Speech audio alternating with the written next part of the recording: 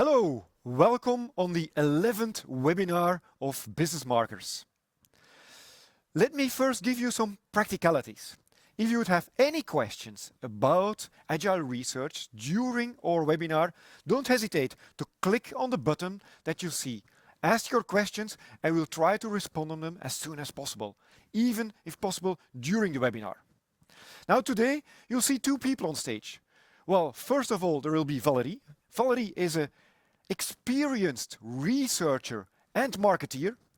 She started her career at Procter & Gamble, but used her knowledge and expertise in many other companies. And the other one, well, that's myself. I also started at Procter & Gamble. I started in marketing and broadened my horizons. Though what do we have in common? We both put the customer at the center of what we do. We also have more than 20 years of experience, and we try to challenge, be pragmatic, and energize a lot of companies to get better results. Now, we are both partners of Business Markers, and we help a lot of companies and giving them advice on how to do it. Actionable strategy, engaging people, valuable customers, excellent operations. Now, some of these customers ask, can you also help to implement this now and to bring us further? And that's why we have launched two new spin-offs. One is Business Markers Research, and the other one is Business Markers Talents.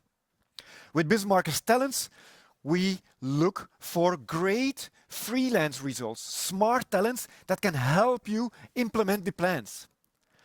And today, we're going to focus on what Business Markers Research can present you.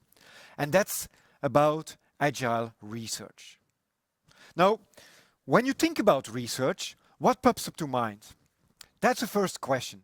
And today, when we're talking about research, there is something strange.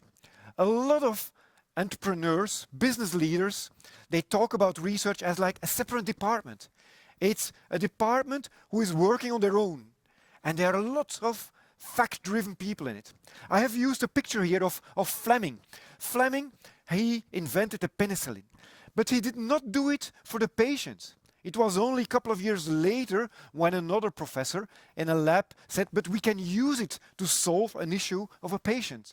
No, it was about the product itself.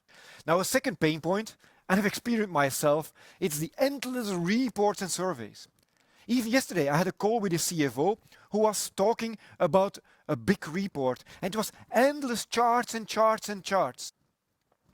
A third one is about the cost. People talk about the cost and see it as a cost center, and it's getting cut away. Now the question is it right or wrong to do it? And how can we solve this? Now, what should research be?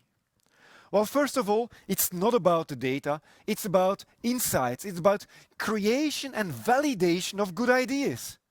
It's about looking forward, and not just yourself as a research team, but you should involve and engage the teams around you. You're not alone.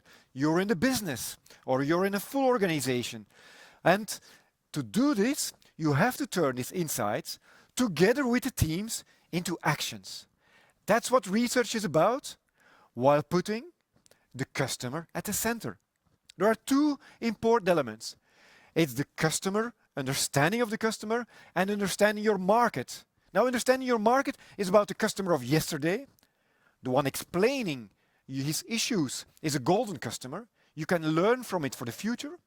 The customer of today, he will explain you about drivers and barriers, but understanding the needs of the customer of the future, the customer of tomorrow, will help you to explore new markets.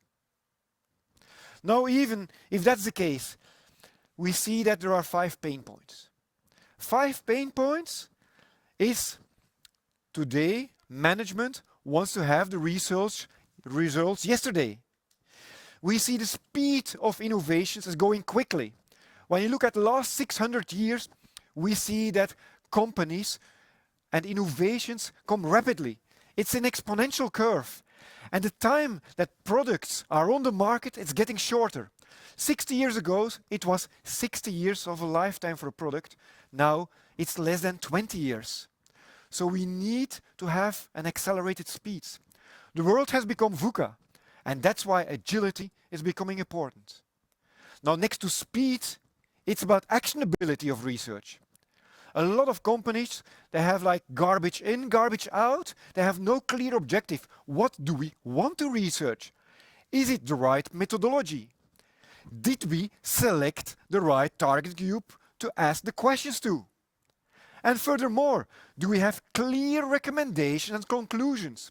It's like lawyers. On the one hand, you have this result. On the other hand, you have this result. This is not what research should do. It's not only looking in the back mirror, it's looking forward. We should translate the research into predictive information. That makes it actionable. If we had garbage in, we have garbage out.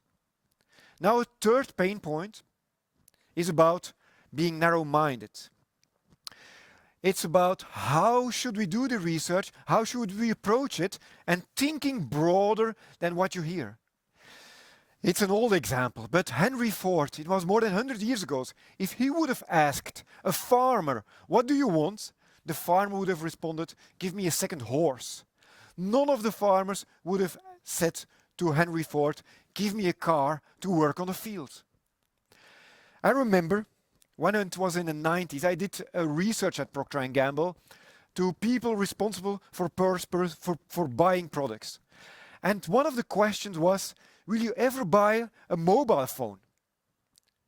And more than 90% of the people responsible for purchasing laundry detergents said to me, no, I will never buy a mobile phone. Imagine that Nokia and later on Apple would have built their strategy on that research results, on those research results, we would not have mobile phones nor smartphones today. So don't be narrow-minded, think broad. And a fourth pain point is resources. We see that there is increased pressure on budget and people, and this has an impact on research. Now this in combination with appropriation of the teams of translating the research data into results, in involving the team, in not just having long reports, but reports which are digestible, well, that's a fifth pain point. I compare it to research departments being the riders on an elephant. They are thinking rational and they want to move an elephant in the right way. Now, a company or teams are pretty emotional too. As a driver, you have to clear the path for the elephant. You have to show him the way he has to walk on. And that's the way, as a rider, doing research to move the elephant. It's about engaging the people. And that's 5 pain points I see when doing research. Now the question is, if I'm telling this, is this the end of research as we know it? And that's a question I would like to ask to Valerie. Well, with the pictures you painted, it looks like research is out. But actually, research has never been as important as today. And we do believe that while old way of doing research is dead, there is a way forward and research is needed. So basically, what we need to do is we need research to address those 5 key points. We need to add speed to the research, we need to make it more actionable, we need to make it with less resources, we need to help the team appropriate themselves the results of the research, and we need to think of research in a broader way. Okay? And that's what we call actually agile research. And agile research stands for 5 principles. The first one is accelerate. The second one is about actionability. It needs to generate insight, actions. The third is the I is innovate. The L is about lean management, is about doing it with less resources. The E is about engaging the people in your research. So what I will do now is go through those 5 principles and give you concrete tips and examples on how you can do it in your company. Okay. Accelerate, make it faster. You know, Ida has talked about the fact that the world is becoming VUCA. All the processes are very rapid, so we need the research to be also rapid. And what better image to talk about speed than a running track? So that's what our solution design track is inspired by design thinking, and it's a way to speed up your innovation. And you'll see that in that process, there is 2 important stages where consumer research plays a role. After you framed your your issues, there is a very important stage, which is the outside-in track, where you need to go and talk to your customers to generate insight and create an empathy for the people you are trying to design a solution for. And that will be used in phase 3 to design solutions and ideas. And then the phase 4 is another time when you need consumer research, which is when you're going to try to optimize the solutions you've been developing and before you launch it to the market. Okay, that process can be as fast as 2 or 3 days, or it can take a few months. The solution design track, we've implemented it at several clients. One extreme would be with Lotus, when we did it in a 3 days workflow, moving very fast from research to solution to optimization. Or you can take a little bit more time, like we did with Petersheim. Petersheim is a Belgian leader in egg incubators, and there we took 4 months to come from, designing the issues up to coming with a new business model. Now, one thing that you can also do to speed up is try to shorten recruitment. And one way to do that is to have a customer panel at hand that you can go and talk to when you need to do a research. One example is Thalys had such a panel with frequent flyers, but frequent travelers, sorry. But this is something you can also have in other companies. Now, if you can't do your own online panel because you don't have that much needs for research, you can also use external panels for quick polls and survey, or use available online tools that will help you speed up your process. The Tonunals of the world, the SurveyMonkey, those are all very useful tools to speed up your research. And I'd like also to talk about Vox Populi, which is an online panel of customers that you can go and talk to if you have any questions. Finally, one way to also speed up is to speed up the analysis. And that's where all the technology, intelligence artificials and data analytics and text analytics can help you speed up this phase of analysis, which usually takes a lot of time. So this summarizes this first principle on Accelerate. Get into the sprint mode, use consumer panels to speed up recruitment, use online tools to speed up field work, and then use AI and technology to speed up analysis. Let's go to the second principle, which is about actionability. And there, the first principles on actionability is to be clear on your objective. If you don't know what you need to find out, the probability you will not find it out will be most important. Sounds obvious? Yes, but from my experience, it's amazing the numbers of requests we get for research where the objective is not clear.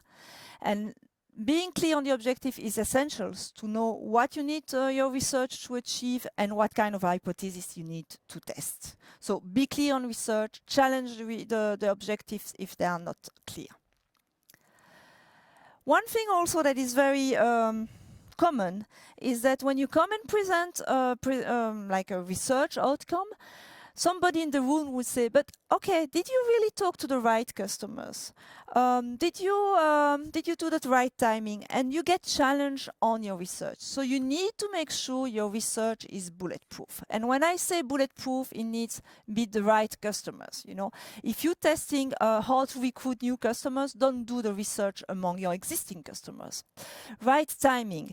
If you do a research on the voice of the customers to understand how customers felt about a certain interaction, don't do this research a month after the interaction. It's not going to be useful anymore.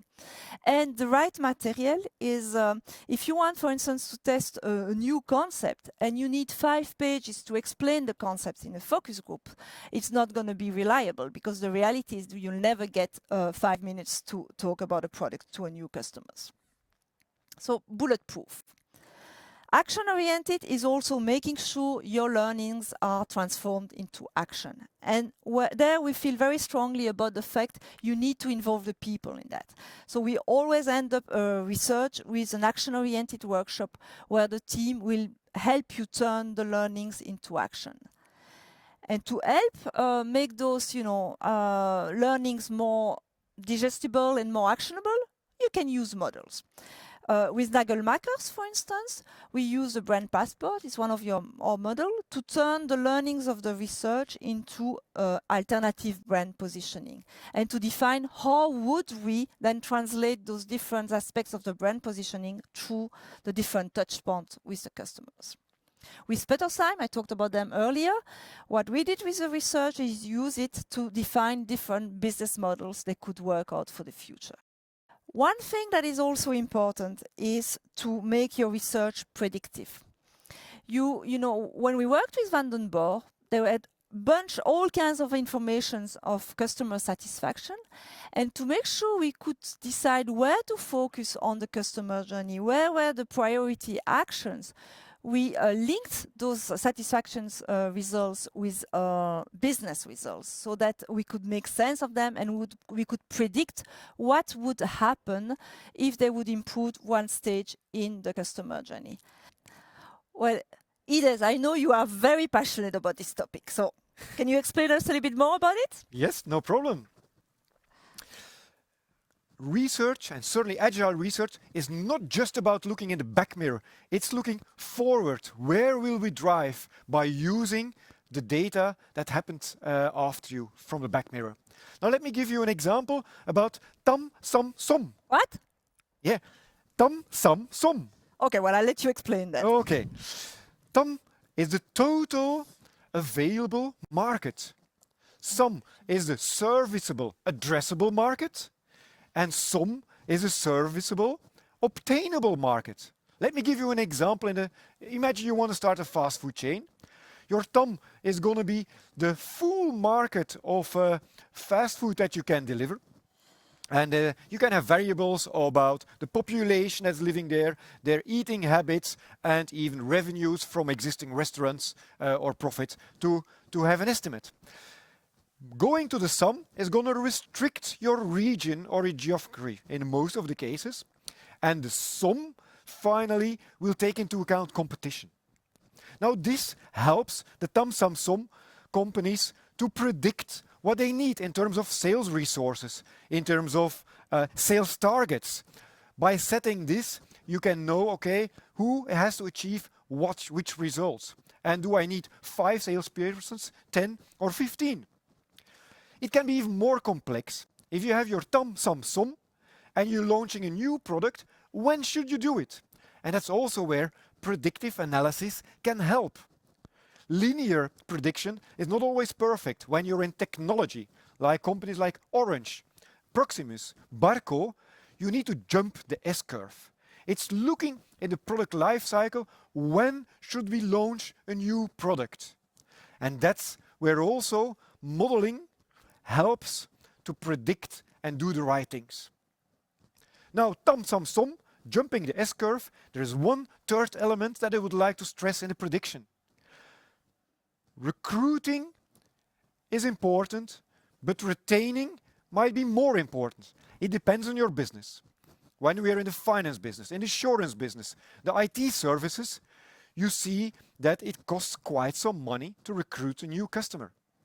We did an agile research where we see that for every euro that a customer could invoice, it costed 10 euro cents to renew a customer, renew his subscription. It costed about 18 cents as an investment to upsell that customer. And it costed 1 euro and 10 cents to attract a new customer. So it's important to manage that. And with predictive research, you can do that based on customer profiles, buying behaviors, the service types, the application usage, the pricing, the willingness to pay, or even the credits that are open. And the product lifecycle, it's possible to predict that. Now, I recommend companies don't start from scratch. There are models, there is software that exists. So to fill in your data cube, use existing models and just add the nuances, the variables that are appropriate to your business. This can help you to predict churn and renewal rates and make you grow faster. Now, this is another element, the predictive research, but Valerie, probably you have some more elements. Thank you, Ides. Dom, som, dom, or whatever. Okay, good.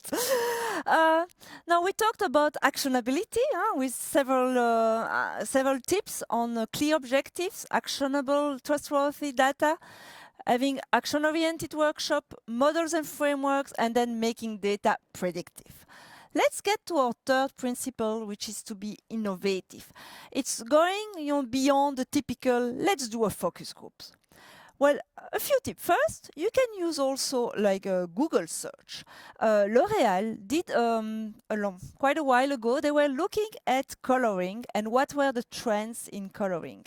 So instead of doing the typical, focus groups to check what a woman would be talking about when doing coloring, they looked at Google Trends to see what were the topics people were talking about when talking about coloring. And what they discovered is a wealth of information to drive the R&D agenda, but also to change the instructions on pack, or to define, the go-to-market and working through influencers. So online search tools is another way to gather insights, which is not the typical research. And actually, social media can help you, gather very useful information in different ways. It can help you quantify trends. It can help you get qualitative research insights on things that people would find interesting or not interesting. You can do polls via social media, and you can also understand what people think about your products and the sentiments they have about your brands or about your customer experience. So use those tools even before you do a research. And one thing that is one of my favorite ways of being innovative is to look at extremes when you do a research. So instead of talking to the typical, families with 2 kids between 25 and 50 years, which is the average customers, think about, what would be interesting extremes I could talk to generate insights. And I will give you 2 examples. One is from Procter & Gamble. Sorry, I'm using Procter & Gamble as an example, but we were working on makeup, and they were looking at how to make makeup more long-lasting, and what would be the best extremes to talk to for this kind of challenge. And they thought about 2 different extremes. One was professional makeup artists, so people who prepare, actors when they do a movie and they do makeup like that. And one even more extremes are people who prepare dead people. Because that needs, it's very extreme.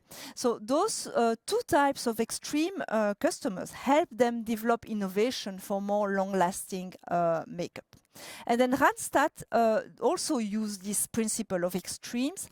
They were looking at new services to offer in Belgium, and they did talk to extreme digital lovers and to people who were really, nowhere with digital, to try to get the spectrum. So use extreme, think about extremes, very powerful tools to innovate with research and get very strong insights. And then the last things about innovating is about going away from the typical, let's do a qualitative or quantitative. Actually, the boundaries between qualitative and quantitative are becoming thinner and thinner days after day. And I'm going to give you 2 examples. One is Syntetron. Again, it's a Belgian company who is offering a very interesting platform online when you can gather up to 1,000 people who can talk together in kind of mini focus groups, exchange information, vote on other ideas, and through clever algorithm, the most interesting topics in a small groups get escalated to other groups, and at the end of the discussion, after 1 hour, you get not only the richness of all the discussion in those mini tables, but you all go get a sense of what were the most important ideas, what are the ideas that get quantitatively the most power. So you are actually mixing the best of qualitative and quantitative. And another way where you can mix the best is through text analytics. Hello Customers, which is again, a Belgian company who is doing the VOC programs. They are using very advanced text analytics so that when you get a dashboard explaining the results of your VOC, you get both quantitative and qualitative outcome. And actually, the quantitative comes from text analytics of the verbatim people have been talking about. So I think that in the future, like the famous boundaries between qualitative and quantitative is going to disappear for good. So this was about, being innovative about your research. Now let's go and talk to the fourth principle, which is about being more lean about the way you use resources. And that's something that is valid for small and big companies. The times where we had a huge budget for research is gone. And if you are a SME, if you are a small company, you don't talk about it. There is no budget for research. The first thing I would advise you to do to be lean on resource management is to go and check what has been done in the past. It has talked about, files, research reports being in drawers that nobody looks at them. And that's a typical issue that you start a new research without even thinking, have we ever had learnings on this? So if you are a manager, I would really urge you to have this golden question when people ask for research. What have we learned from past research? It will make sure that you don't reinvent the wheel. It will allow you also, if you need the research, to focus on what you need, on the learning gaps you have, and it will also help you define, what are some hypotheses we need to test. So go and check what is available in your drawers. Then I have the chance to work for Untitled, which is the Belgium Agency for Trade Development, and I'm a marketing coach for cooperatives in Ivory Coast, for cacao cooperatives. And one of the issues was, should we look at cashew nuts as a way to diversify from cacao? And frankly, there was no data available. Then I never looked at it. Neither the cooperative, neither Enabel or TDC had ever looked at this market. So we were thinking maybe we need to do a new research to find on it to be able to help the cooperatives. And we decided, okay, let's go and check what is available. And actually, after a few days of searching on the internet, we had a wealth of information. There were 3 or 4 different reports available from all over the place that gave us exactly the information we needed for the cooperatives. So research was not needed. Dr. Google had all the information we needed. And I think that's valid for this world of NGOs, but it is also valid if you are working in a big company. And we don't have that reflex of going and checking what is available online. So do it, please. The other way to be a little bit more clever about budget is to use all the online customer ratings as a research tools. And I think Decathlon is a master in doing so. All the product managers of Decathlon are obliged to go and check, what do customers say about their products. And that's a wealth of information for innovation. If you think about this new mask, it's not so new anymore, but the mask that doesn't have a fog on it, it comes from reading customer reviews, complaining again and again that the mask might have been great, but it was getting foggy with the mask. So use your online customer ratings as a research tool to see what is good and not good about your product. And then finally, I've talked already a little bit about it in the first principle, but use your do-it-yourself tools available online. The SurveyMonkey, Toluna, Qualtrics, there are many of them, and they usually will help you. First they have preset surveys that you can use. They will pre-work for you the report on the data, help you analysis. So it's really a good way to start.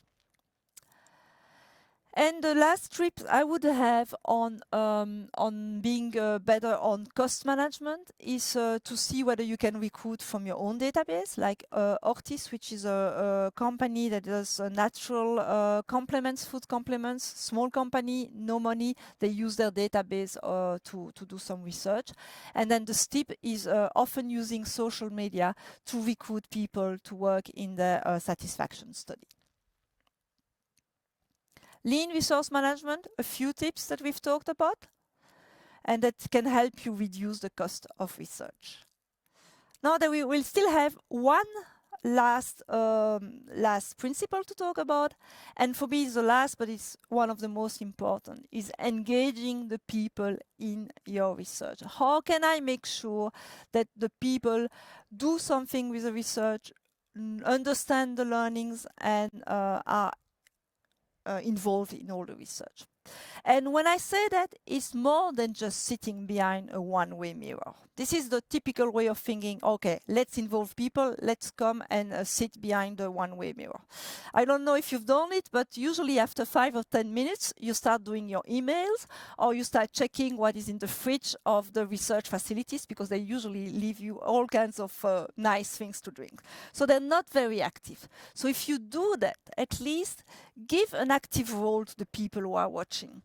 When we did that with the STIP, you know, all the people behind the mirror had a poster on the wall, and they needed to fill in the learnings from what they were hearing. So they were active and not just passive watchers of the focus groups. And even better, I would really encourage you to get the team to go and meet the customers. Don't be passive, but be active. And one of the most vivid memories I have of that is of a project we did for Bell International, so the Vashkiri company, where we were trying to find innovation and solutions for low-income people. So the whole team went and did in-home visits in Morocco. And during those in-home visits, it was quite interesting, because we could see that, for instance, the fridge were often very empty. And people were telling us, well, actually, yesterday my husband didn't work, so there is no money, so the fridge is empty. We also could see, you know, how important Vashkiri was as a gift, as a treat for the children. So they would get the money and they would go one portion of Vashkiri to give a treat to the kids who had probably not been eating a lot of very varied food for the last few days. So all those insights, you know, really stuck in the mind of the people, of the team, and it helped them generate more than 100 ideas, from product innovation to new distribution channels, to new activations. So very rich insight, and they still, you know, after a few years, they still remember those in-home visits and how it impacted their view of the business. So make that, it's very powerful. If you need, you can train the people before, you can help them, feel good about doing the research, but try to get them to do it themselves. Designing, you know, you can go and interview people, but you can also design empathy exercise for the team to feel the customers. Disney, Land Paris, has a program in which every person who started Disney spent a day in the park as a Mickey, as a Winnie, as one of those Disney characters, and they can see, you know, the magics that happens when they are in the park. They can understand what the families are looking for. So very powerful way. And a personal story is when I was brand manager on Pampers, and we introduced Can Do in Belgium. I had a young ABM. He was really good ABM, assistant brand manager. He was extremely bright boy, but he had no clue of what it meant to be a parent of a toddler. So what I did for him is I forced him to kind of do a few things to get into the world of toddlers. First, he did one babysitting for my kids. That was a joke, but okay, it was already a good way for him to feel what it was to have 2-year-old kids. But then he went and he was the frog in the stores. Challenging because he was 1.90 m, so it was a little bit difficult to find the frog things that would work with him. And he actually invited all the kids of employees of Procter & Gamble for a day at work, and he spent the day with the kids. I can tell you that afterwards he knew all about toddlers, and you know, maybe I spent a little bit of time, he spent one day there instead of working, but it was much more efficient than any research in the world. And actually we got the best results in Europe on that launch, thanks to that. And then we talked in the first session, so I'm not going to spend a lot of time on it, on getting your team involved in the learnings. So this is, not only good for speed and for actionability, but it's also very good for engaging the team. and making them responsible for putting the actions into putting the learnings into actions. Engaging the team is not easy, but it's something you can do. But now, how do you engage the broader organization? How can you make sure that everybody in your company is aware of the customer insights? Okay, toilet is not a joke. Toilet is not a bad place to start, actually, because it's a captive audience. Everybody goes there. So it's a nice way to make sure you share some insights. And I've seen companies doing that. I think Google in Belgium was doing that in the toilets. But beyond the toilets, there are different ways. One example is Pampers in Geneva made a kind of a room where every employee could feel, the world like if they were a baby. So everything was oversight, so that you could feel what it means to be a small baby in the world. So very nice way to bring the insights of seeing the world through baby's eyes. D'Ieteren, they're using now to make sure that everybody lives the customer experience.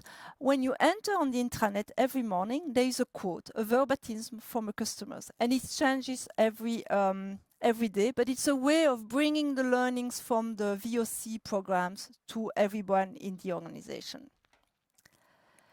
And Emirates, as another way, they use, the customer journey. They've made their own kind of colorful way of picturing the customer journey.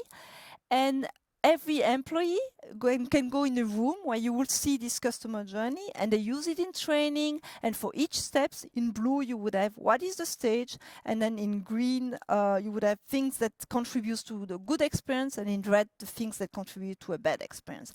And that really lives within the company and is used in training. And then the last tips I would have on this, engaging is to humanize the data. We often say that one image is worth 1,000 words.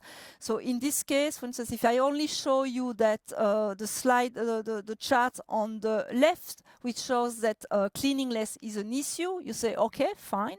But if you want to move the elephant, as Ides was referring earlier, you need to, the image there showing that it's really dirty, and the verbatim from the customers is much more powerful.